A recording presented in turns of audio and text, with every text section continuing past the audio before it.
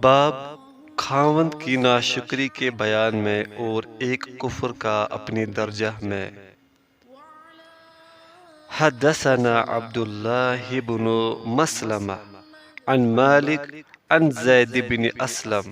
عن عطاء بن يسار عن ابن عباس قال قال النبي صلى الله عليه وسلم أريت النار فإذا أكثر أهلها النساء يكفرن قيل أيكفرن بالله قال يكفرن العشير ويكفرن الإحسان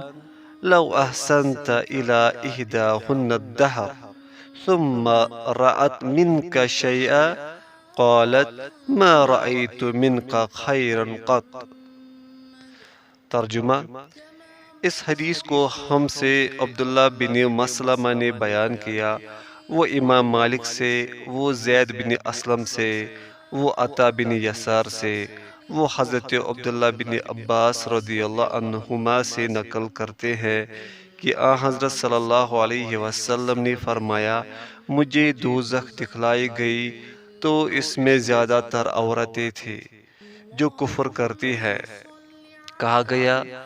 حضور کیا وہ اللہ کے ساتھ کفر کرتی ہے؟ آپ صلی اللہ علیہ وسلم نے فرمایا کہ خاوند کی ناشکری کرتی ہے اور احسان کی ناشکری کرتی ہے۔ اگر تم عمر بھر